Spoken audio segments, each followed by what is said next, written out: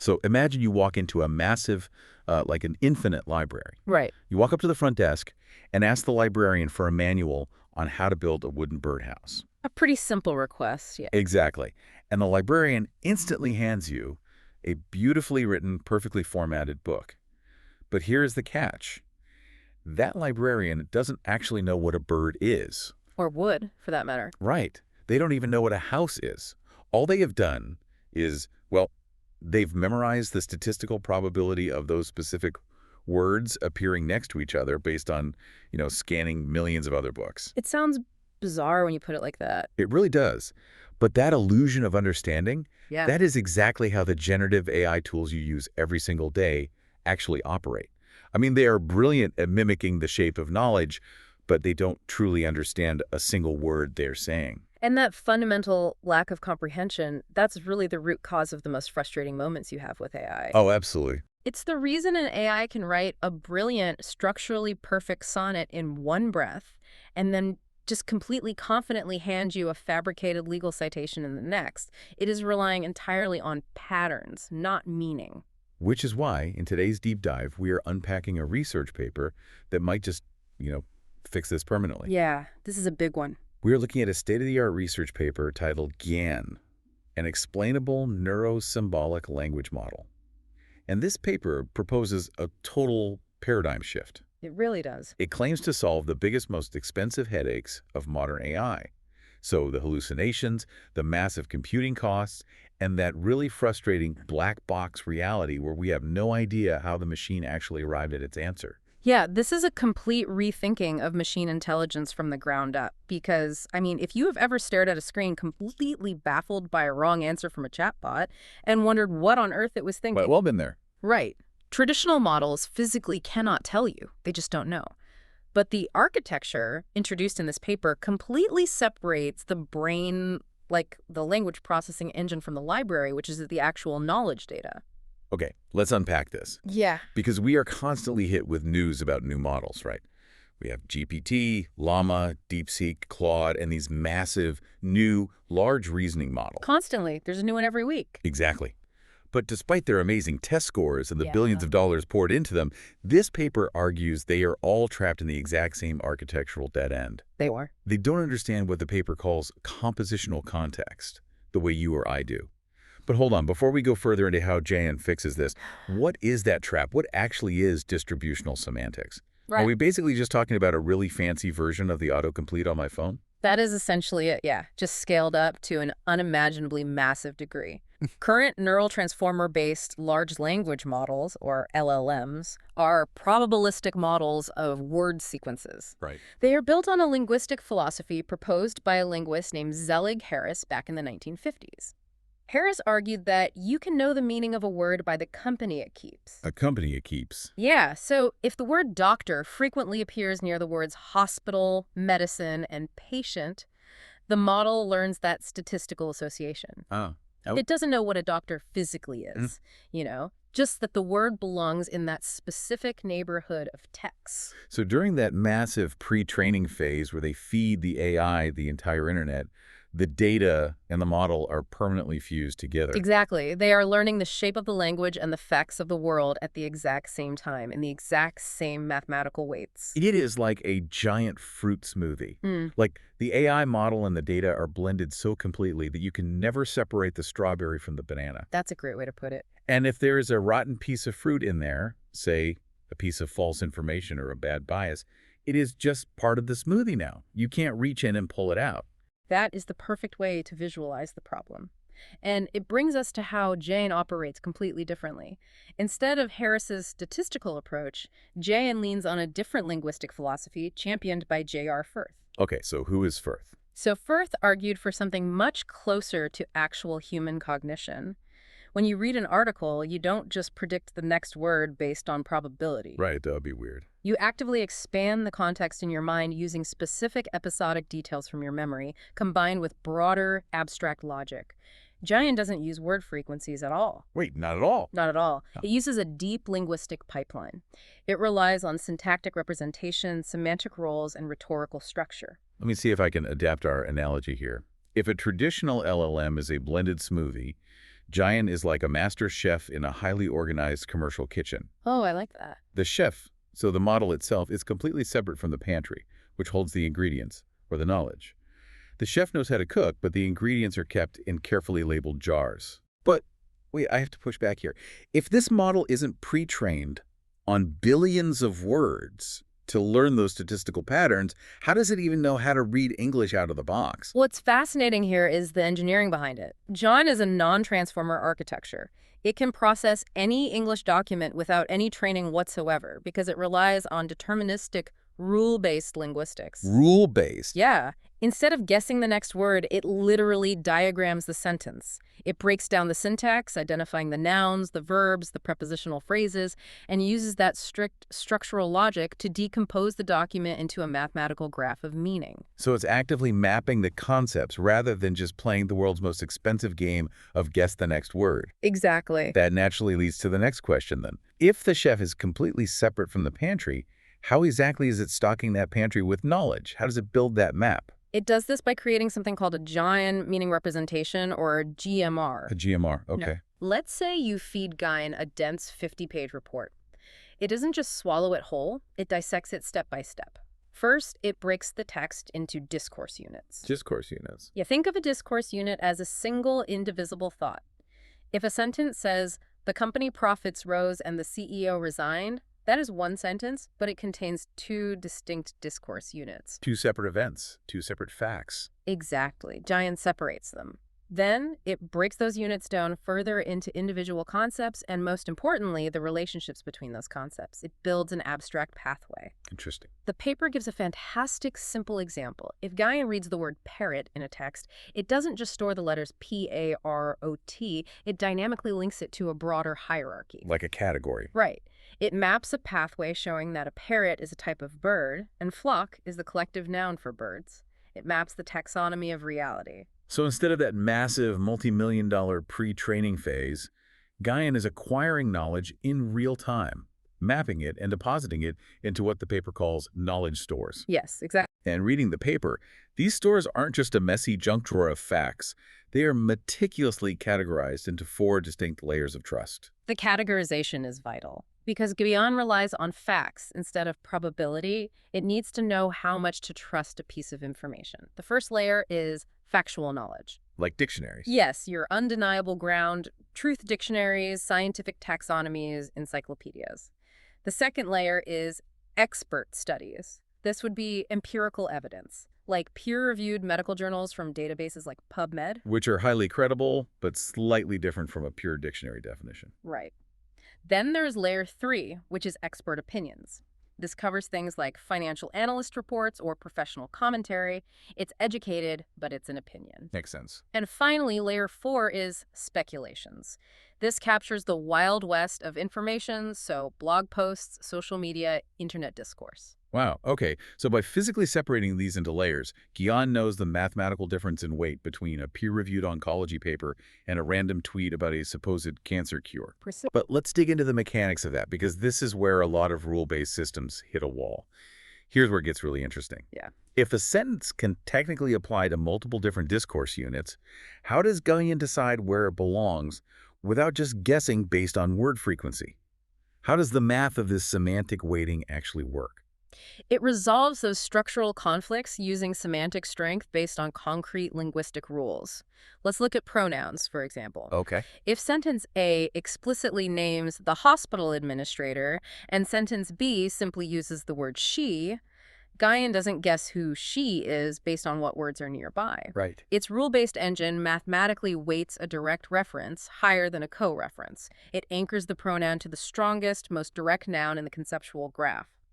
And what this robust mapping allows Gyan to do is automatically expand its understanding by pulling from those knowledge stores to create a world model. A world model, Yeah. meaning it is connecting dots that aren't explicitly stated on the page. Exactly. It is mimicking human prior knowledge. Think about how you read a novel. If the author mentions that a character walked their golden retriever, the author doesn't need to stop the story to explain that a golden retriever is a dog, it has 4 legs, it barks, and it sheds hair. No, of course not. No. You already have that world model in your head. Right. Because Gyan maps everything hierarchically into its knowledge stores, it builds that same contextual world model dynamically. When it reads golden retriever, its internal map immediately lights up the pathway to dog, bringing all the associated traits into the context without needing to be told. Which sounds absolutely brilliant in theory. I mean, having a pristine, perfectly organized mental map of the text makes perfect sense. It does. But having a good map doesn't mean you can actually win the race. We have seen decades of neat theoretical models that sound great in a research paper, but when you put them up against the brute computational force of a trillion-parameter generative AI, they just get crushed. That's usually the story, yeah. So looking at the hard data, what happened when they actually benchmarked it? Well, the researchers knew they had to prove this against the industry standard. They tested Gyan against the exact same rigorous benchmarks used to rank models like GPT-4 and Claude. First, they looked at a dataset called MS-MARK-O. Okay, what is that? It's a massive benchmark for passage ranking, basically how well an AI can find the most relevant paragraph to answer a specific question out of millions of documents. And they ran this as a zero-shot test. Wait, slow down for a second. A zero-shot test, meaning Gyan had never seen any of the test material beforehand. Not a single piece of it. It had zero prior training on the test data. The only tool it had in its knowledge store was a basic dictionary called WordNet to understand synonyms. That is it. Wow. And despite having no training, Gyan hit the top 3 most relevant passages for 100% of the queries. That is wild. It beat models that had likely ingested similar data during their massive training runs. But, passage ranking is one thing, reasoning is another. They also tested it on complex medicine, correct? They did. They started with PubMed QA, a data set that requires the AI to give accurate yes or no answers based on reading highly technical medical abstracts. All right. Using just 32 medical dictionaries as its knowledge store, Gyan achieved state-of-the-art status, answering over 87% correctly. But the true gauntlet in the AI industry right now is a benchmark called MMLU medicine. Right. And for context, if you aren't familiar with AI benchmarks, MMLU isn't just basic high school biology. It is a grueling, complex reasoning test that covers professional medicine. It is the benchmark that multi-billion-dollar labs use to prove their models are getting smarter. And on MMLU medicine, Gyan achieved a state-of-the-art average score of 0.899. To put the significance of that into perspective, that score beats OpenAI's GPT-4o, it beats DeepSeek v3, and it beats Anthropic's Claude 3.5 Sonnet. Okay, I have to play devil's advocate here. Go for it. Because anyone who follows the tech industry knows that companies are incredibly skilled at teaching to the test. If you know MLU is the benchmark everyone is watching, you can tweak your system to optimize for that specific multiple choice format. How do we know this rule-based chef isn't just gaming the system to get a high score? The researchers anticipated that exact skepticism, which is why they subjected Gyan to aggressive perturbation tests. Perturbation test. A perturbation test is essentially where you try to break the AI by messing with the format. If a model is just memorizing patterns and you scramble the pattern, the model will fail. So they changed the order of the multiple choice options. They increased the number of options from the standard 4 up to 10. They even deliberately introduced typographical errors and noise into the dataset. And what happened when they tried to break it? Gyan's performance held entirely steady. The accuracy barely moved. This proves definitively that it isn't guessing patterns or relying on the vibes of the sentence. It is structurally diagramming the question, cross-referencing it against the facts in its knowledge store, and logically ruling the options in or out based on actual comprehension. It is actually doing the math of the language. Acing medical exams is an incredible proof of concept, but if you are listening to this right now, you probably aren't taking medical board exams today. The real question is how this translates to messy, everyday tasks. Does this architecture survive outside the laboratory? The paper includes some very compelling data on real-world applications. They tested Gyan on a 20-query internet search data set. They picked random, highly ambiguous search queries, the kind of messy things a normal person might type into a search bar, and pitted Gyan directly against Google search. Oh, wow. Yeah, it's Google. Yeah. They used strict academic metrics to measure the true relevance of the results, having human experts blindly grade them. And the paper states that Gyan significantly outperformed Google in finding articles that were actually relevant to the user's intent, rather than just matching keywords. Its ability to filter out the noise and understand what the user actually wanted was vastly superior. It was. They also had great essays, right? They fed it open text responses from 57 students in higher education courses. Gyan evaluated the essays and achieved 100% acceptable results when compared to human professors in peer reviews. But here's the detail that truly disrupts the entire narrative of the current AI industry. Think about what is required to run models like GPT-4 or DeepSeek. Oh, sure. You need massive, sprawling server farms. You need tens of thousands of specialized GPUs running so intensely hot that they require millions of gallons of water for specialized cooling. They're literally consuming the electrical power of a small city. The environmental impact and the financial cost are staggering. It is the single biggest bottleneck in tech right now. It is why countries are fighting over semiconductor chips. So what kind of supercomputer does Gyan need to beat these models? The paper states that Gyan requires negligible compute resources. It does not use a single GPU. Wait, really? Not one? Not a single one. Not for building its knowledge graph, and not for answering queries. It relies on a highly scalable standard CPU architecture that scales automatically based on the workload. Let's pause and let that sink in. We are talking about an artificial intelligence that accurately grades college essays, beats Google at search relevance, and tops the charts on complex medical reasoning exams. But instead of needing a nuclear power plant to run a massive server farm, it runs efficiently without a single specialized GPU. It's incredible. It's like entering a massive gas-guzzling monster truck rally, winning first place using a bicycle. It fundamentally breaks our assumptions about how much computational fuel AI actually needs. If we connect this to the bigger picture, the environmental implications alone are massive, offering a truly sustainable path forward for machine learning. But for enterprises, hospitals, law firms, financial institutions, the real game changer is security and trust. Because Gyan uses deterministic graphs, and because it relies on what are called extractive summaries, it literally cannot hallucinate. Wait, underline that. It is physically impossible for it to hallucinate. It is structurally impossible. An extractive summary means that when Gyan synthesizes an answer, it is pulling the exact subset of text directly from the source document. It does not paraphrase, it does not guess. Okay. When it gives you a fact, it hands you a traceable link back to the precise physical location in the document where it found it. For a business, this means you have an uncontaminated source of truth. Because it isn't a smoothie. Yeah. If I am a massive corporation, I don't have to worry that the AI is going to accidentally leak my highly sensitive trade secrets to a competitor because they got blended together in the neural network. My chef is only cooking with my carefully guarded ingredients. And there is zero cross-contamination of data. Which naturally brings up the question of the future of the AI ecosystem. If Gyan offers zero hallucinations, negligible compute costs, and total data privacy, it sounds perfectly positioned to replace traditional large language models entirely. Yeah, this sounds like an LLM killer. Why would anyone use a system that lies to them and costs millions to run when this exists? Surprisingly, the researchers don't view it as a zero-sum game. They envision a highly collaborative future where neuro-symbolic models like Gyan and generative transformers actually work together. Gyan is built to be MCP compliant. MCP? Yeah, think of MCP as a universal translator that allows different AI models to seamlessly talk to each other and share tools. Oh, so they can play nice. How does that collaboration actually work in practice? Think of Gyan as the ultimate rigorous fact-checker for a creative LLM.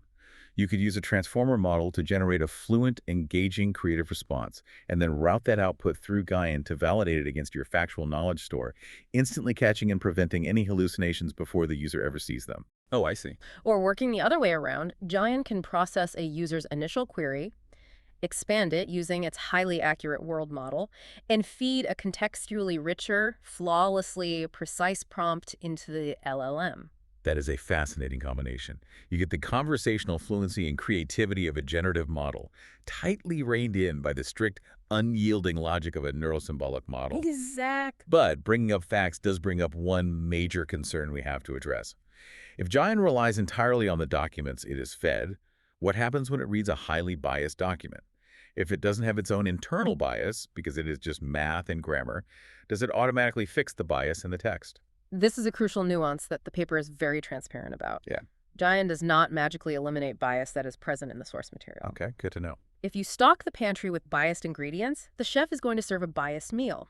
However, the critical difference lies in transparency. Because every single step of Gyan's reasoning is completely traceable through that meaning representation graph, you can immediately see exactly where the bias originated. So instead of a massive black box subtly giving you a biased answer and you having absolutely no idea why it thinks that way, Gyan hands you the answer and draws a bright red circle around the specific sentence in the specific document that caused it to arrive at that conclusion. Yes, it makes the bias 100% visible and auditable. Furthermore, because of those 4 layers of knowledge source we talked about earlier, Gyan allows users to actively assign and adjust credibility levels. Oh, nice. If you realize a particular speculative blog is skewing your results, you can simply downweight its credibility in the system, and Gyan will instantly adjust its reasoning. You are in total control of the library. We have covered a massive amount of ground today. We started by looking at the fundamental structural limitations of the statistical word guessers that currently dominate our world. We explored how a neuro-symbolic model like Gyan completely decouples the language engine from the knowledge library by literally diagramming the structure of the text. And we saw how that deterministic map allows it to achieve state-of-the-art results in complex medicine and internet search, all while running without a single GPU, providing 100% explainable, hallucination-free results. It truly is a testament to the power of rethinking foundational assumptions. This paper proves that a machine can continually approach a human analogous understanding simply by being given access to new, structured knowledge, rather than requiring the entire multi-million-dollar model to be retrained from scratch every time the world changes. It is a totally different paradigm for how machines can learn. It is. And as we move forward into this new era, we have to ask ourselves a fundamental question. In a world suffering from severe information overload, a crisis of truth, and very real energy constraints, is the future of artificial intelligence going to be based on mimicking the superficial patterns of human speech? Or is it going to be based on mimicking the actual structure of human thought? That is the perfect, provocative question to leave things on. Think back to that infinite library and the librarian we talked about at the start of the deep dive. We have spent the last few years being incredibly impressed by how beautifully the librarian can mimic the sounds of the books they haven't read. But maybe, with models like this, it is finally time we gave them a map so they actually understand what the words mean. Thank you for joining us on this exploration, and remember to keep questioning the AI tools you interact with every single day. We will see you on the next deep dive.